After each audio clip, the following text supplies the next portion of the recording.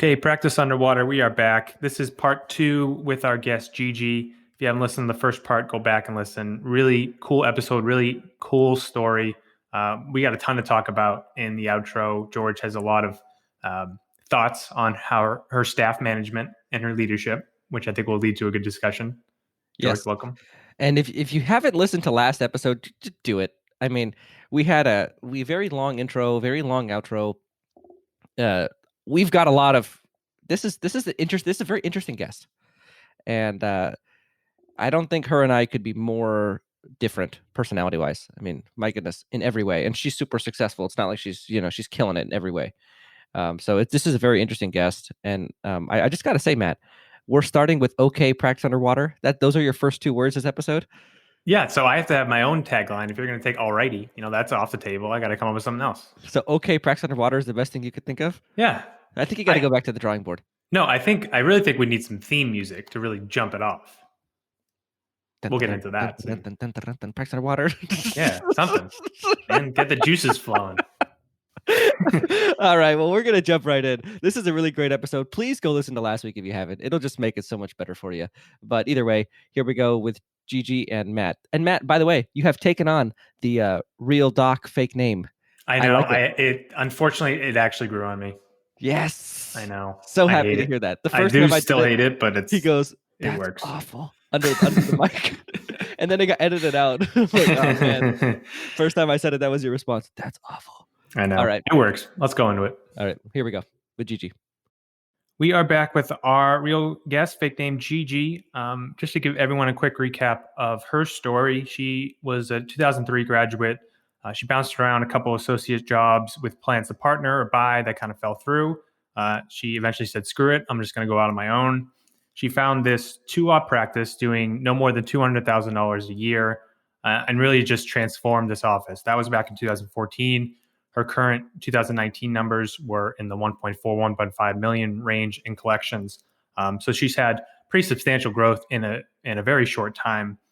We went through a lot last episode about some shortcomings she had as far as some poor equipment loans and some flood issues she had, embezzlement, staff turnover. She kind of went through the ringer of all that can kind of go awry in the dental office, and has come out even stronger in the end.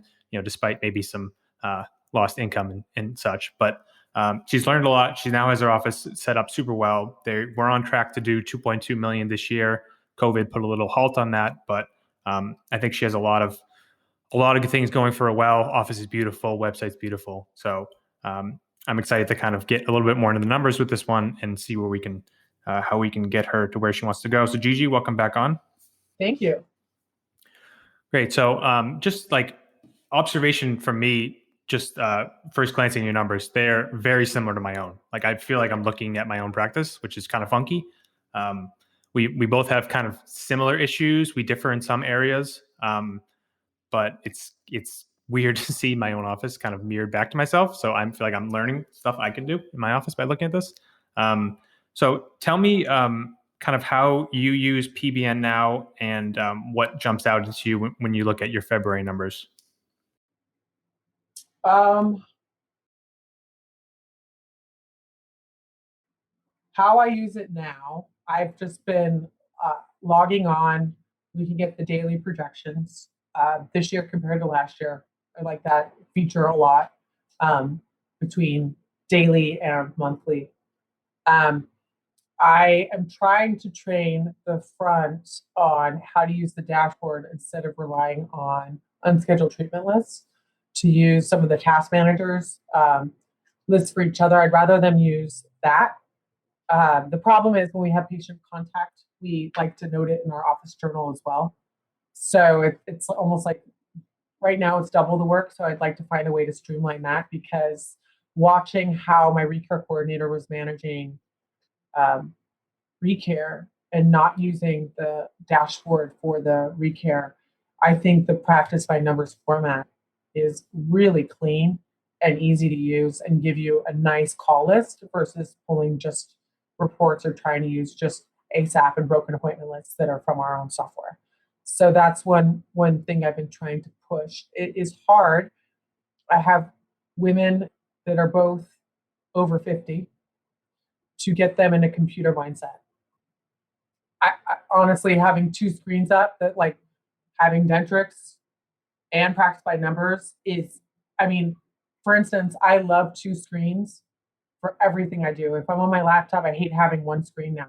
And I have my phone. I like just ding, ding, ding.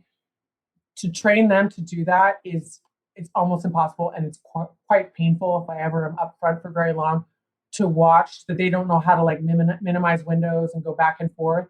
So it's going to be a big hurdle. That's one thing I want to rely on the coach with, is to teach them how to use softwares and keep dashboards up and not have it feel like it's a lot of work. It's literally like, if you're driving, I can look out my windshield and I glance up and there's my rearview mirror and I can see what's behind me. It's not a lot of extra work. My brain goes both directions. I don't know how to get them to do that, because the software, I think what we could do with it, and that's what I want to learn from you, and using it for its in-office reminders is going to be really, really nice for, especially now when we're rescheduling all these patients, getting them back and active onto production and hygiene. Yeah. Yeah. I mean, it's like so second nature for us, right? Like I have a 23-inch monitor in front of me. I got my laptop next to me. I got my phone here. Like this, it's just like a normal thing. And then for an older person, it may not be. I do want to jump back to one thing from last episode and ask you a question on. So you mentioned you're having some overhead problems, and I think a lot of that has to do with staff. Yes. You have 3 assistants. 10 employees now. Yeah, you have 3 assistants. You have 4 at the front. You have 2 hygienists. You're thinking of bringing on a 4th assistant. So I want to know, like, what is most important to you? Is it like producing more so that isn't such a big percentage of your, like, do you like having a really big staff, or is it more important to you to take home more at the end of the day and maybe cut 1 or 2 of those members? So I'm laughing because that is the one blessing of this COVID crisis, is it gives me an excuse to clean house. Mm-hmm. You know, I have my, I do, part of my numbers that I put up for being a single doctor practice, it is having assistant driven procedures. You know, I want to have it where I can prep a CEREC crown, have someone complete the designing, milling, getting out, and I can go do another procedure. I can do a consult. I can do my double hygiene checks, make a great new patient impression. So that's why I have a lot of staff in the back. I had huge issues in the past couple of years with overtime, unnecessary overtime, but people just not efficient with their tasks. So there's that balance between being staffed accordingly so that people are leaving for their lunch breaks and this one stays through lunch, that type of thing. So I do like working with 3 assistants. I really only need 2 front. And as I said, part of the issue was with all the turnover I had, I've kept 1 because I love her as a lovely person. I wanted to have a familiar face up front, but she really sucks. She sucks bad. I mean, she is dead weight, but I wanted to keep her for having a familiar face and for her positivity. She's very loyal to me, but she's not going to make the COVID cut. So I'm going to shift some players around, and I think it's a good opportunity. I don't want to kick people while they're down and try and renegotiate people's salaries, but it's more have that conversation of like, hey, if I'm only going to have 1 front office here right now while we're slower, I need you to be able to carry the weight of these other 2 and actively manage these roles without me having to supervise you and give you tasks and keep you on task. And so that's something that I think is going to be a positive upside to this, because I do believe the lowest I've gotten my payroll expense. And again, I'm in California. So even a starting assistant who can't even suck spit makes at least 18 to 20 an hour where I live. So the $12 an hour, or in Texas where hygienists make $30 an hour, like you start at $50 an hour here. So the lowest I've been able to get it is 40 or 34%. And I do think I'm going to use this opportunity right now. 1, for training, because we have more time, and to get people more efficient, so that I can have 2 people up front instead of 4. Yeah, I mean, you can definitely, even in the high income area, get that number into the 20s, because those salaries are, about what my employees make in New York, and I'm always low 20s, sometimes even flirting in the teens. with similar production. Yeah. So Yeah. this is a good opportunity for you to hit the reset button, and then you can make that staff growth more strategically. Where in the past you were just kind of filling roles and maybe doing it before the numbers said you were kind of ready to make those moves. So it's a Yeah. good opportunity. And another shift I was going to make that right literally 2 weeks before this whole crisis. I took both my hygienists for the first time. We traveled for CE for productive hygiene, and they're both extremely hungry right now. And I hope that they're even hungrier now after being laid off for what'll be 2 months. In that, getting them, it's not about pushing production or pushing products, but really finding the products and systems that they believe in, so that they want to see at least $1,500 production each per day. They want their schedule full. One of my hygienists is going through a divorce, so financially she is very strapped, and she went from a very complacent person that a year ago we almost parted because I couldn't get her to diagnose any perio, to now being active in our soft tissue management program. And if I can get them shifted over to production where they take even more of a cut themselves, I think that I'll see my hygiene numbers improve even further. Nice. Yeah. Talk briefly about like some pearls or takeaways that they or you found from that CE. I wouldn't say it's anything new, but it's about getting them to understand um, why I have schedule blocks. Both of them, again, I went through a really rough patch with both of them December of last year. Thought I was going to have to terminate both of them because, again, low perio percentage, and they just went. They're big on rescheduling their patients in the back for hygiene. We're always at least 80 something percent on rescheduling and reappointing, but they were reappointing without the frequencies put in. Like if they're due for an FMX next time versus bite wings, that should be updated right then. And if they were perio maintenance, sometimes the continuing care box, they would have both boxes checked, like that they were prophy and perio maintenance. So then they'd show up on both lists. And then they just randomly put them in the middle of blocks. So I'd end up with a very non-productive day of 8 hygiene checks each, which I'm running around like crazy versus really focusing on, here's my SRP block. That's going to be my production. I am going to put an SRP in there. I am going to make sure that my SRP patient schedules for both sides right now. Really, again, this is nothing new, but having them really understand the value so that they know they are going to be coming into a solid day that runs smoother. I run on time more, and having them know not to set me up for failure by putting some of those blocks in is important. One of the things they do through the training is like more like the Bale Donine testing, which is like the whole mouth body connection, which is something that resonates with my practice culture. So talking to people about perioprotect trays, we use the laser a lot, adding adjunctive procedures where they can explain the value and they want the patient to schedule for those things is going to be instrumental to driving our hygiene numbers higher. Yeah, so it sounds like it was a combination of both motivating for them and also kind of further understanding their role in the dental office and where the opportunities are to raise their production and get them to see financial gain from those by switching to more of a and paid they on production. watched me evolve after our little fallout last year. Because again, when you have your team aligned, it can be toxic also. Where like we're together, we're the hygienists, we love each other, we're against Dr. Gigi. And getting them past that point to understanding why I make them take so many images. I'm having them do more photography. They're both scanning now with, well, one more than the other. For iTero, they want to put in a night guard scan into their schedule in the last 4 minutes because one's really fast. Knowing that adds to their production, that they can take home more, but it also enhances the office production where they can tap into bonus air is very enticing to them. And I think now that we've gone through our rough patch of it took me integrating some new software. I invested. We loved our old intraoral camera, but I bought one, the DigiDoc, which takes phenomenal pictures. But they're really into now presenting treatment and closing it before I come in the room. So it's made my exams a lot easier. We talk about sleep now on every exam, new patients, airway, they're throwing in all these teasers. We do a lot of Invisalign.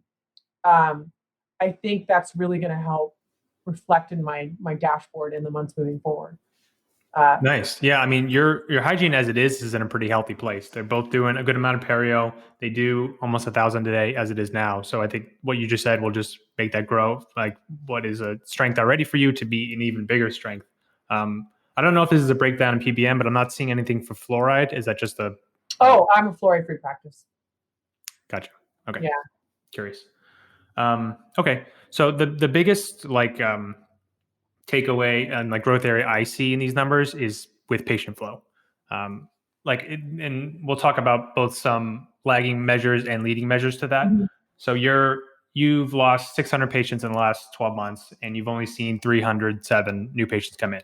And that shows kind of with your monthly numbers too. You get about 30 new patients a month, and you're losing at least 30 who are going inactive. Okay. So obviously that being the lag measure, right? Yeah.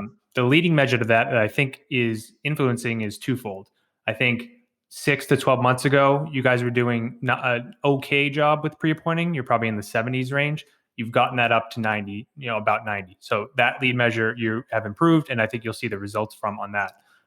The one I think you still need to improve is your recall current percentage. So right now it's sitting at about 55%. We want to see that mid 60s to 70. Okay. So I think it's about creating systems for reactivating people and for calling 20 to 30 a day. I think would allow you to see that patient flow issue not be such of an issue for you. That's one thing when I was telling you about one of the ones who's not going to make the COVID cut, my recare coordinator. She's one of the ones in her 50s that when I watched how she audits, she told me it was impossible to make more than 5 reactivation calls per day because it takes too long. And I told her you should be making 20 to 25 an hour. And she's like, that is impossible because of her whole audit process. So I'm hoping Revenue Well, my longest team member up front, the one that's been with me from the beginning, she is a master at it with working for hygiene reactivation. She can fill the schedule. It takes her like 20 minutes to what could take someone else 3 days of calls. So I'm hoping that re-implementing that will help drive that number back up. Yeah, I think it definitely will. And know your audience too. When you have someone who is older, who wants to make calls and then look at their chart, have their chart up in order to, versus texting a bunch of people that are like, oh, these people are all in their 30s, they're going to respond to text before they're going to respond to this home number that I'm calling. I think the functionality of some of the softwares are really nice for keeping it low effort, but high confirmation of keeping your schedule full. Yeah, and that's definitely something I've coached my front desk person on is that if you do see a younger patient, like text them to reactivate them, or if it's an older patient, definitely call them, like hit them from all angles, send an email, like, find what you assume that they'll respond best to and go with that avenue. That's also something I've been trying really, really hard to implement with staff over the past 3 or 4 months is that I want to use that feature for payments also. Like, I have to break that system. I'm trying to leverage the whole we're paperless, we're high tech. But again, I have some older people up front that are just so used to mailing statements and untraining that and saying like, hey, if the insurance didn't pay and we know that in 30 days, pick up the phone or text the patient, hey, Bob, it looks like you still owe $118 after your last visit. I can take a payment right now. Versus, that's not my problem. The insurance coordinator is going to send them a statement. Mm-hmm. And then I'll wait for them to call. And then I'll hand it back over to the insurance coordinator. I want to eliminate the extra steps and just have it be really efficient through that format of texting. Yeah, and that's one thing I think for a lot of offices, the COVID has allowed us to reset how we do AR because your AR as it stands is a little high at 44 days. And I think that's common for a lot of offices I see. We had one on the podcast that was at 83 days, most I've ever seen.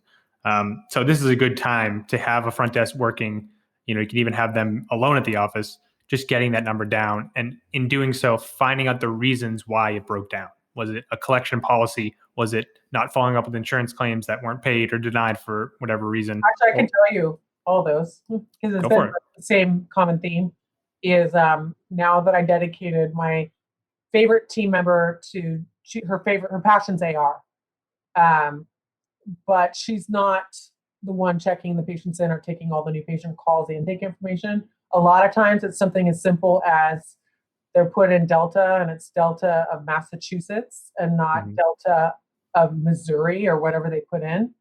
Having a provider number off by one number, and then it takes her analyzing the AR. It might already be 90 days out. Then, like, what's wrong? Why is this claim not paid? And then being like, oh, they attached the wrong. It should be under the husband's insurance plan. They didn't link these together right. There's usually some simple intake call information. And then also, again, they're not reading the updated payment tables for downgrades and things. So they're not collecting right on the inset. That is the only things that have gone to my AR that have stayed out.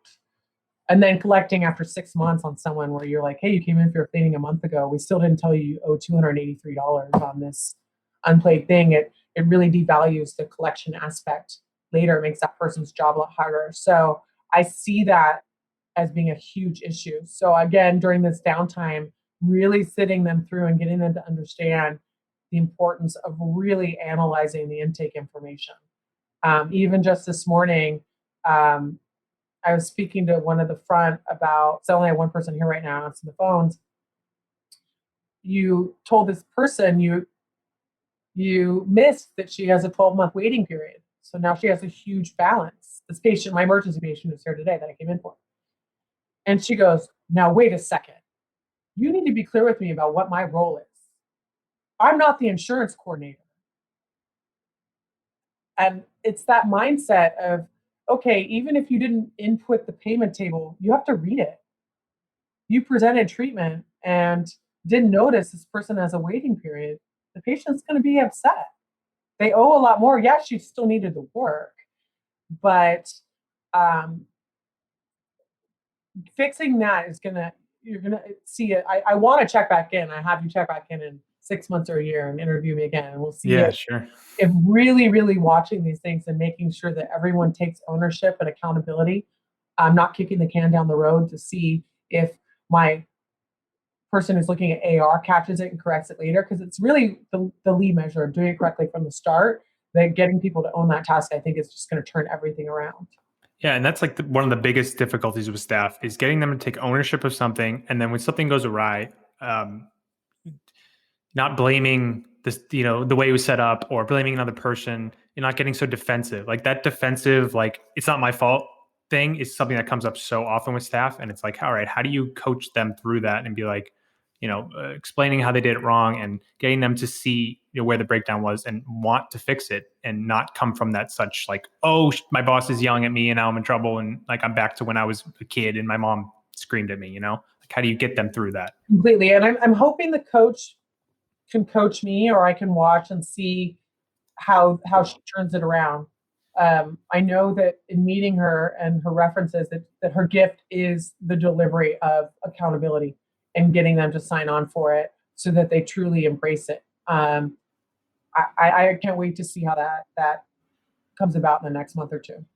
And I want to say too, I love how you set up your office like as such a modern day business. You got all the technology, you have all the automation, the texting, now the AR that you can just text a person and send them a link to pay. Like this is what I feel all dental offices should lean into. Like be that new age practice. And it doesn't take a lot. It takes a couple services and a couple products and you're there. Like that's the new model of a dental office. It's not this old, feels like a dental office. It's kind of gross, it's dingy, and you send paper statements and all these old style techniques. Like this is where we're going, and this is what corporate has shown us in some ways, and this is what people I think should really lean into.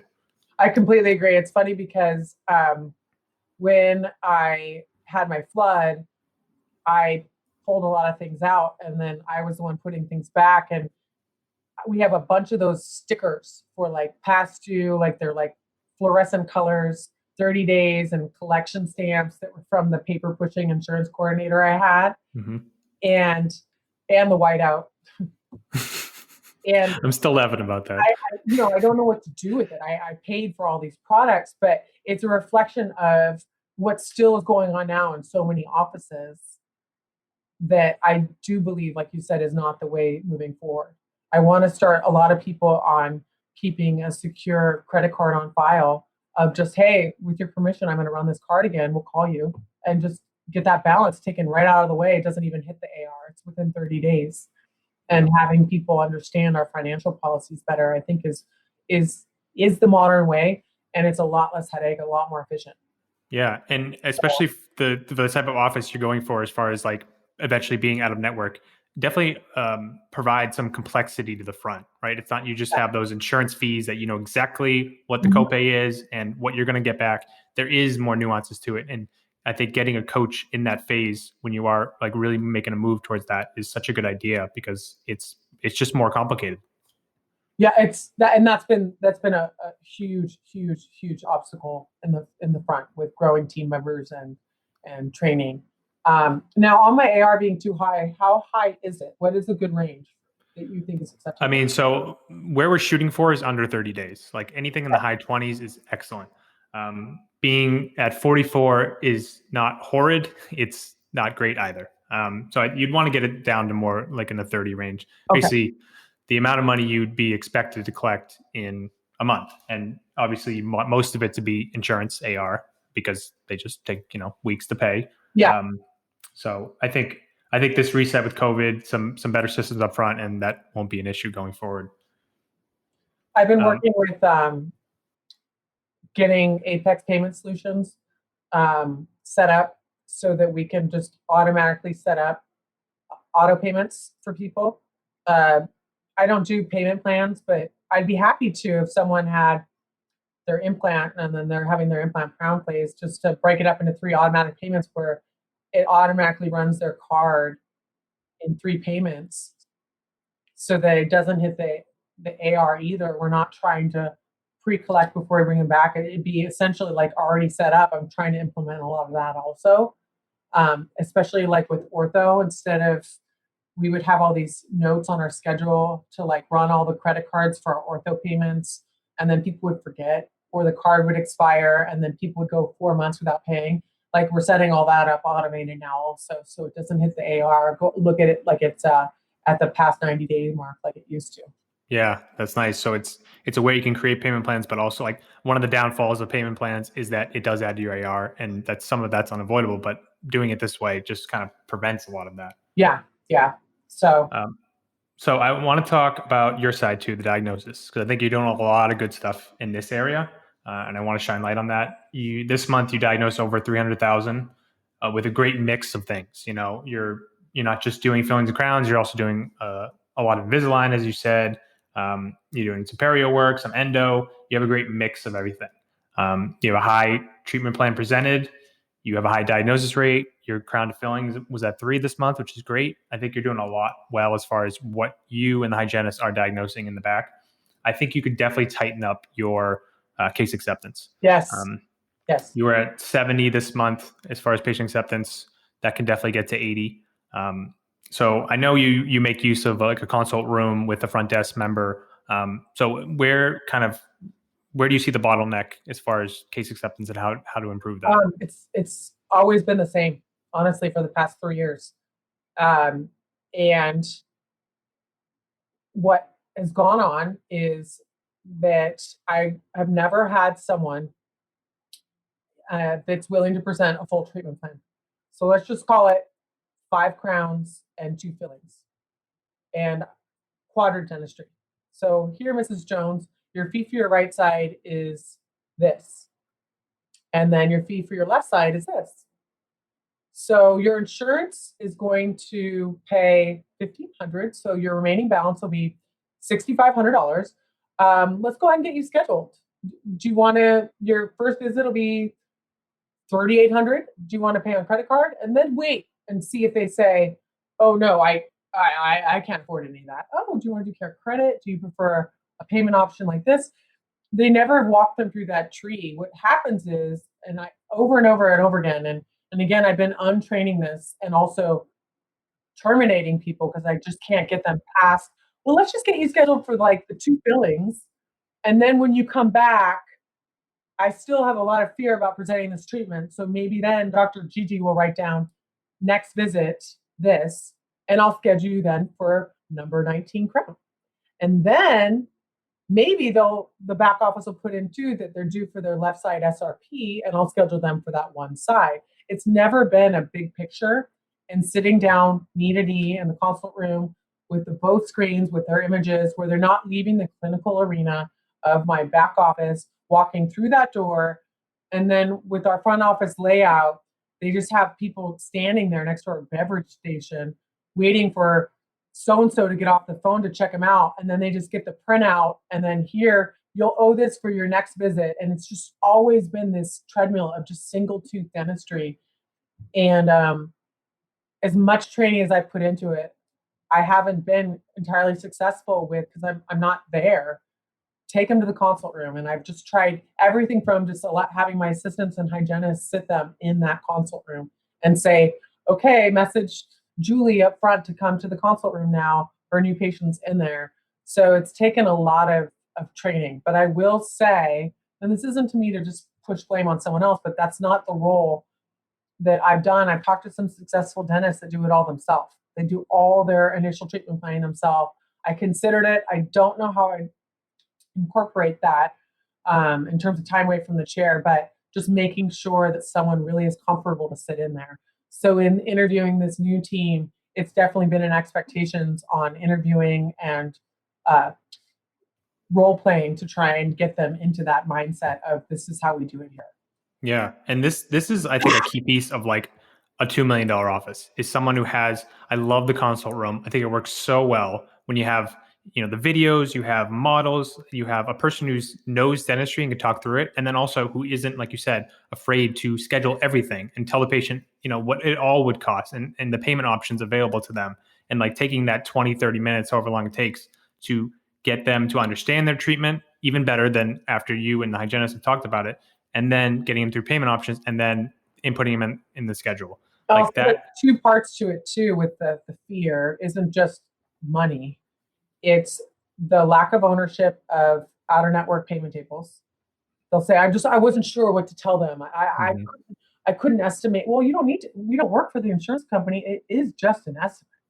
Mm-hmm. So try and get it as close as possible for the patient, give the value in the dentistry, how it's going to change their life, if it's a smile makeover, blah, blah, blah, the emotional touch points. To get them past that obstacle of, if I put my name on this, I don't want to be wrong that they're out of network percentage and then have someone quote mad at me later, has been a huge obstacle. It's getting them trained on the emotional sides of it and how to read patients and know when to back off or when to say, you know what, why don't I bring you back with your husband and we'll sit down here together and I'll go through everything again with our models and the videos, and also untraining them. And I know we've referenced me being overstaffed up front. The one caveat I had that was so that people could be off the phone. Mm-hmm. Let it ring. You have a patient to check out. You have a new patient treatment plan coming up. Be prepared, go in there, be ready. And instead it's ring, ring. Oh, and now my new patient is standing in the waiting room. And they're like, well, so-and-so called, or I had to answer the phone.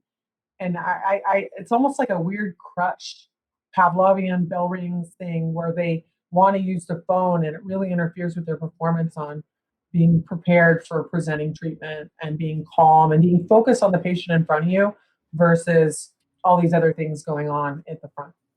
Yeah, I mean, as you're talking, I kind of see the end point of a 3 at the front for you, right? You have the one treatment coordinator whose most of their time is spent in the consult room talking to patients about treatment. Then you have just kind of a more receptionist, answer phones at the front, greet people, that kind of thing. And then another be the AR insurance person who follows up with that. Like that's, and you've gone through a lot of difficulty with this because it's a higher level thing. Like it's more difficult to just try to schedule everything than just one tooth at a time. Yeah. And but if done right and getting to the final stage of that, it reaps so many rewards, like both patient satisfaction and financially to get it in that way. So I love the path you're on. I think stay the course with it. Yeah, it does. As you know, it takes a lot of work. Mm-hmm. And we have to be the drivers on it, and we have to be resolved in our systems and our presentation. And my growth as a leader on how to deliver some of these conversations and lead by example it's been challenging because you have to master it yourself first. Um, so I would say on my own side, I've grown a lot in that way this year, where I could truly sit in their chair and do it for them and do it correctly the way I want it done. Um, so I do think it's going to be critical for where the practice can be headed. I mean, I love Bruce Baird. He's a funny guy, but he's not lying that he does $25,000 days. It's kind of like when Naomi Campbell was like, "I do not walk a runway for less than $1 million." Like he's like, "I don't get out of bed for that. If I'm going to come in a day a week, it's going to be a shit ton of production." And I want to get the team geared that way because I know when I said I wanted to do 1.8 at my third year, that was my goal. The daily doctor goal is $7,200 a day production. And that's not going to be a crown in the morning and a crown in the afternoon. And the number of people I've interviewed and turned over that do not think that is a possible goal, unless we added an ortho start. And it is so feasible when you focus on doing things like quadrant dentistry. Or it's pretty absurd to me that literally they're so focused on scheduling number 30 crown and 4 and 5 have an MO and DO above it. And just because it's sequenced a little lower in the treatment plan, I haven't had the people up front who would tie it together and say, "Oh, well, while you're here and you're numb on that side, it would take not even 30 minutes more and it'll save you time. You don't have to be off work. You're already here." And also, we have a lot of comfort things in our office between aromatherapy and blankets and TVs in the ceiling and Bose headphones that we really can keep people here a lot longer and have it be a great experience by doing more dentistry. So it's great for the patient, but it's still not like they're just staring at some DenMat poster on the ceiling about like we can make it great for them if we have people that can present the whole experience to the patient, not just the money, but hey, you're already here. Why would we wait? Your insurance is only going to pay for one tooth anyway. You need 5. Let's just get this done. Yeah, really, I mean, I couldn't agree more with all that, and because you're going for such an extraordinarily successful office, over 2 million, probably 1% of solo. You have some specialists, but you're mainly a solo office. Like maybe 1% get there. So it's taken you that sacrifice to go through your learning edges as a leader and finding a team who's willing to do an extraordinary thing because they've been in so many offices and they didn't see $7,200 doctor days. They just don't think it's possible.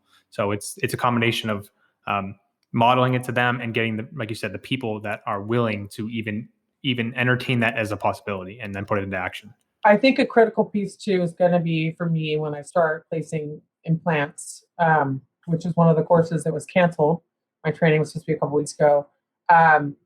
Just so you can have an easy under an hour, $3,500 production added to your day, so that I can start having some simple, like a light morning, meaning like I do an implant and then I do this or that, and easily reach those numbers. Yeah, I mean, it adds an ease to your day when you're able to do higher level procedures that you're not running around and doing a million things. You're doing high productive, things that raise your production. I mean, those are my biggest takeaways from your dashboard. I think, like I said, you're doing a lot right. I think your biggest thing is patient flow. We talked a bit about case acceptance. That can be improved. But everything else, you're getting 30 new patients a month. You're scheduling them for the next appointment, so they're not falling to the wayside like a lot of practices see. You're doing great with pre-appointing.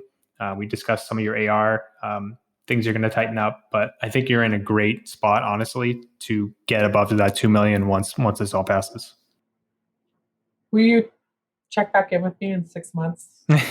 Sure. You got my email now. Yeah. I'll see how you're doing once this all passes. Virtually pop a bottle of, champagne and celebrate. There you go. Practice turning a corner. Practice above water. That's right. There we go. Well, Gigi, thank you so much. I mean, I really appreciate you opening up your practice to this, and provided the listeners, you know, taking like a really good office and how it gets to be an exceptional office. And I think you've explored a lot of the avenues to get there, and your growth as a leader has been evident in these past couple of years just by talking to you today.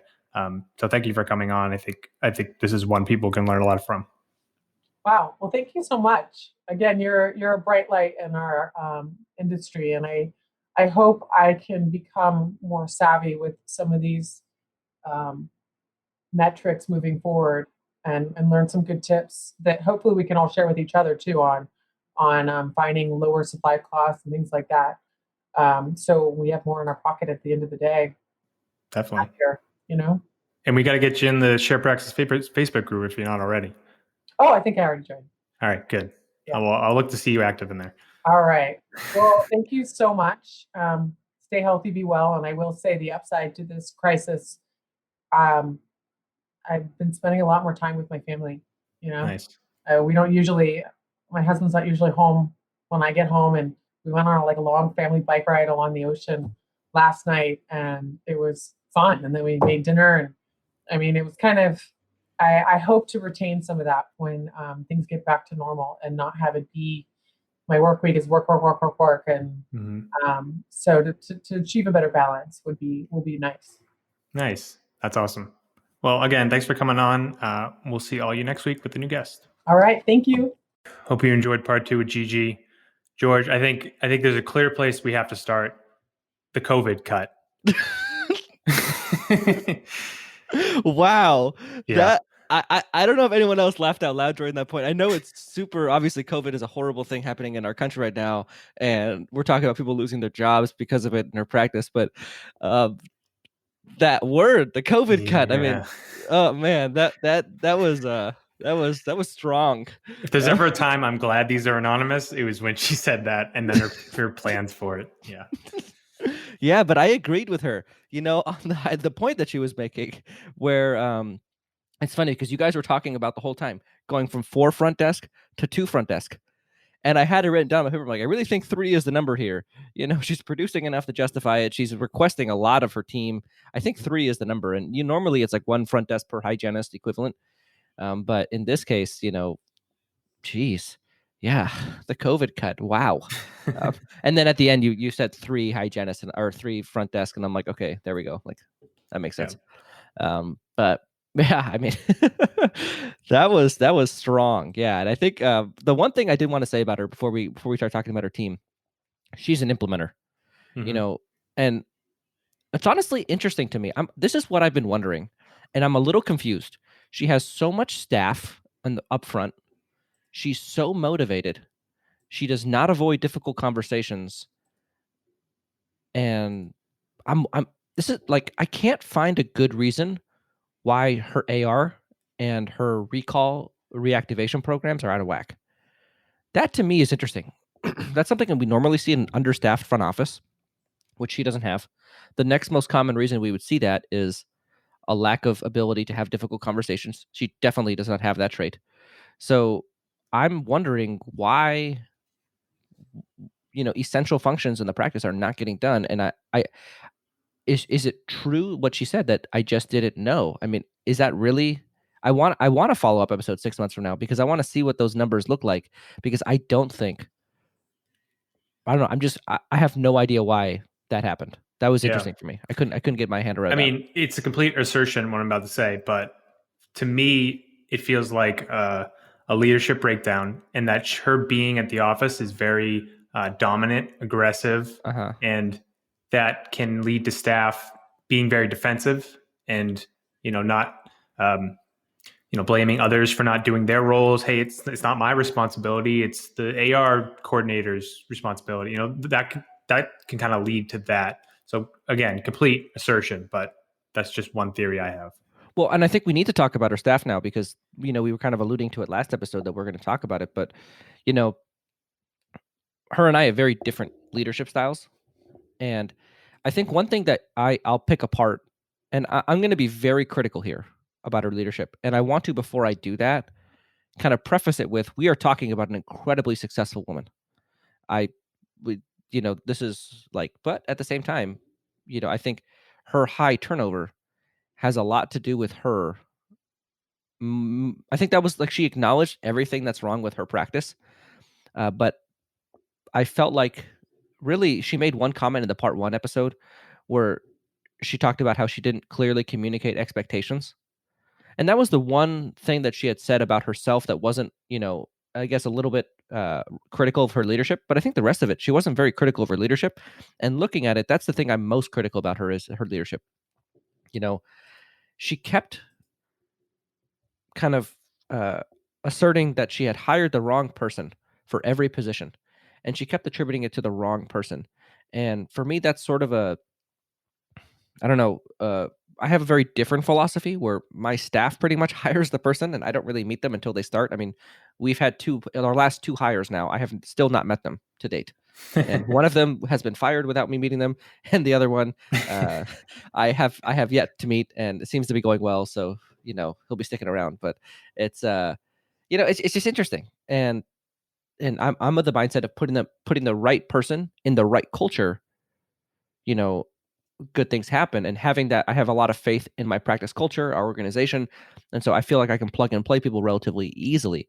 She's asking her staff to do, she's pushing that 2+ million solo office with an exceptional experience. I mean, the level of, they're all, the sports equivalent, they're playing like pro basketball. I mean, this is not like, I'm asking my staff to play varsity basketball. We're good, but like, we're not like the best ever, and I'm okay with that.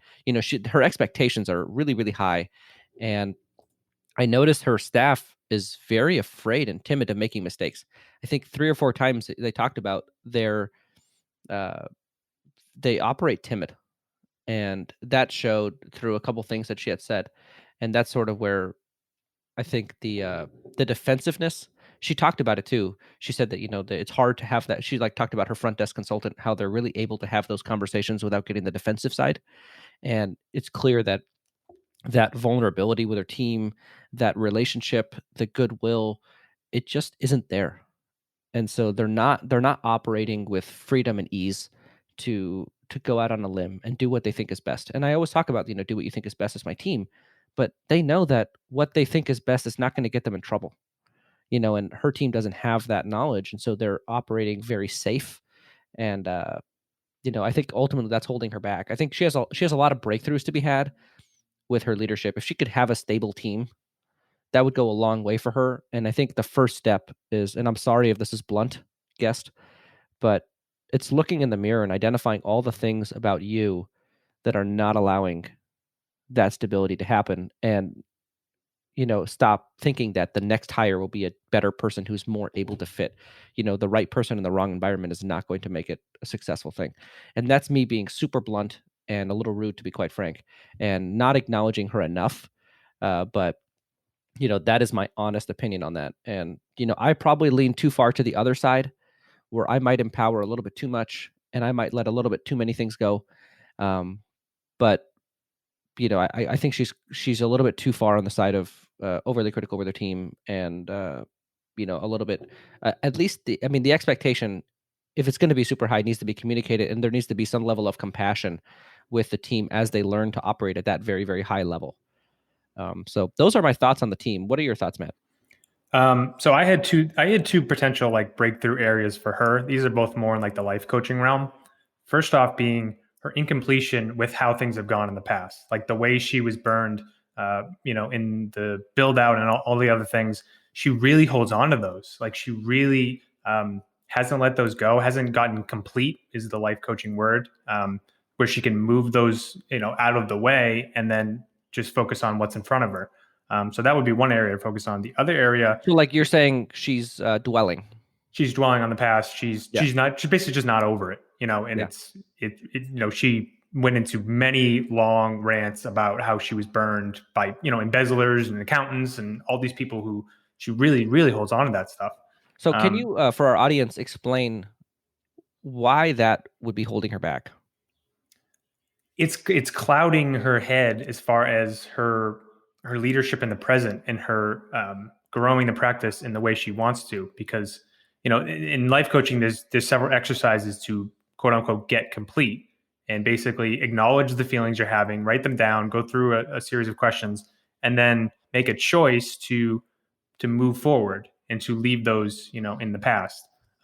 So those would be exercises. If I was coaching her, I would definitely either guide her through myself or have her do on her own to kind of get some of that stuff out of the way.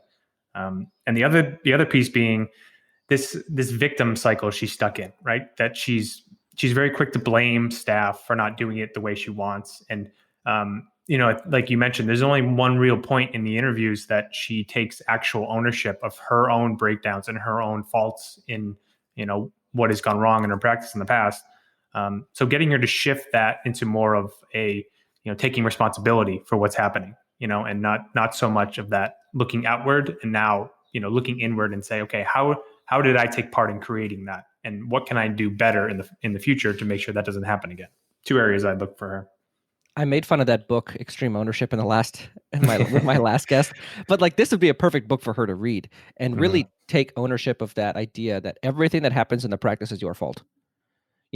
One of the reasons why she's a little bit too easily able to be critical of herself is because she doesn't feel any of it is like her fault.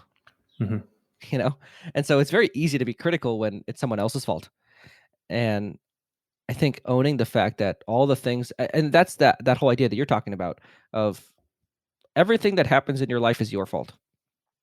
Owning that.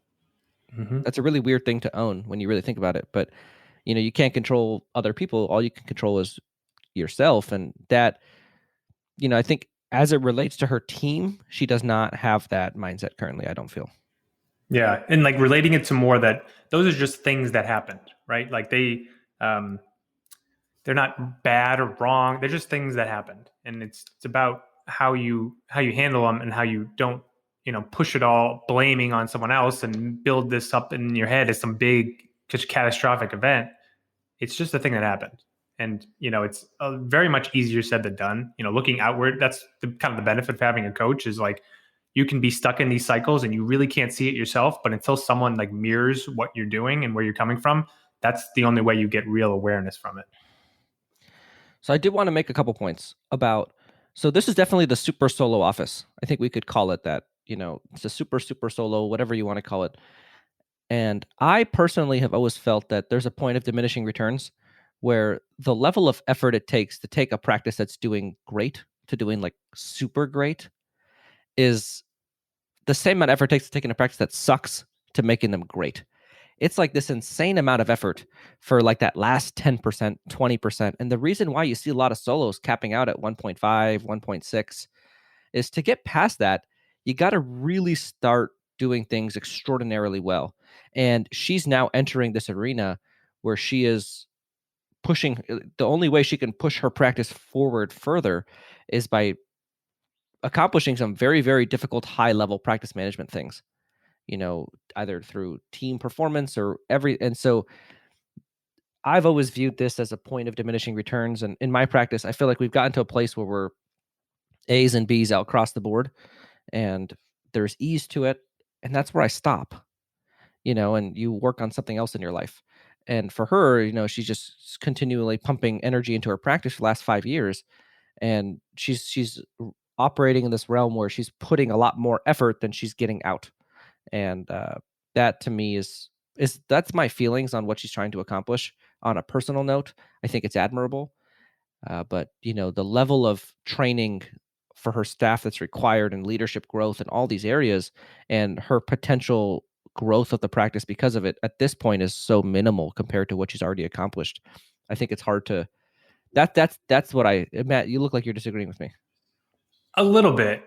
I don't know. I see the path for her to get to 2 million. And, clearly. Yeah. But I don't know. I don't know if I think it's worth it for her to lean into it. It's one thing we talk about in coaching too, is like, all right, where do you stop? Like, what is your, do you stop when things are good or great? Or do you like push past that and see what's on the other side? And that's just on the outside looking in on her. It's like, it's cool to see someone really, really going for it and not just like talking about it and dreaming about it. Like, actually, I will do whatever it takes to be the most exceptional office in the country. Yeah, and I guess what the point I'm making is that stops becoming a logical thing, and it starts becoming just doing it to do it. Right. Well, I think, reconnecting with why she's doing it maybe is the missing piece that you're not hearing. Like, and I don't have the answer for this, but like the reason she wants to be exceptional. Like there's Yeah, something in there. And there's got again, to be, because it doesn't make. I guess when I'm looking, I'm like, I can't see the logical sense behind this level of effort on these minute parts of the practice. I agree with the treatment coordinator position, but that's pretty much the only area that I really. And here's the other thing: like her recall percentage is 55%. So we've talked about her excess patient flow. She has an excess opening in her back door, but she has 2 hygienists, and she probably doesn't plan on checking a third. And my guess is, with her personality type, she probably doesn't have very many hygiene openings. So, I mean, that's a math equation that doesn't work out of where are these patients going to go, So I don't know. That's just something that came to mind when I was listening to that. yeah. I doubt she's ready for a third hygienist No, mentally. I mean, she already said she's running around with 2. I don't see Yeah, a third she one she coming. could never do a third and stay sane with her level of treatment planning and diagnosis. And by the way, I did want to comment. We have talked a lot about the strong female in the last 2 episodes. You did not have to tell me about her diagnosis. Like, I think listening to her, you knew she was going to diagnose Oh well. yeah. Like, there was no doubt in my mind that this lady diagnosed well. And then you're like, you diagnosed really well. I'm like, ding, ding, ding. I've been thinking Yeah. that since like the first 5 minutes you started talking. Yeah, Yeah. I think, and from an associate's perspective, right? I interviewed like over 40 dentists in the search for associates. I've talked to a lot of dentists, and you start getting the ability, and I think it's a very keen ability to, when you hear someone talk, to kind of tell how they would diagnose. And these 3 women that we've had on the show, you know, they're beasts diagnostically, Oh yeah. and you can tell when they all have that same energetic go-getter mentality. And it's I have a client who's a female just like these 3, and it's a very, very, for me, it's a fascinating energy. I cannot replicate that level of energy all the time, and they have it, and it's incredible. Yeah, it really is. And I'm in the, I'm in that like 1.6 to 1.7 range, and I'm feeling that like, do I really want to like go for it like she is? And I'm honestly leaning towards you, and like the rate of return for that kind of effort for myself just doesn't seem worth it to me. Like And that's my thing. Like, your staff has to be like twice as good yeah. for your practice to grow an additional 25%. And I have a hard time. Yeah, I mean, I guess the logical lazy person in me always questions why I'm doing everything. And I looked at it through that lens, and I'm not seeing it. But again, she has some other reason. She's got to know that reason, because it's kind of like, me, whenever I take on an audacious goal, I got to make sure, even if it doesn't make sense, at least I know why I'm doing it. And in this case, I would like to see why she's doing it before we go down this road of like really making her practice like the best practice in the world. Yeah, for sure. All right. Well, those are good thoughts, George. All right, I hope you guys enjoyed this. A last call for all the calm ladies out there. I know Come you're on, out there. practice underwater. Yeah, there's a calm lady out there who's killing it, and I don't want our audience to think the only way that a woman can be successful is to be like a really hardcore, high D personality like Matt.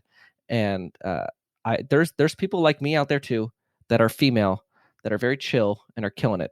Come on the show, please. Yeah, we need you. All right, we'll see you guys next week on Practice Underwater. Thanks for listening to another episode of Practice Underwater. We'll see you guys next week. If you're interested in one-on-one coaching with either Dr. George Hariri or Dr. Matt Garino, our contact emails are in the show notes. And if you're interested in being on Practice Underwater as a guest, where we could look at your practice anonymously, you can go ahead and contact the email in the show notes and follow those directions to get on the show. Thanks, and we'll see you guys next week on Practice Underwater.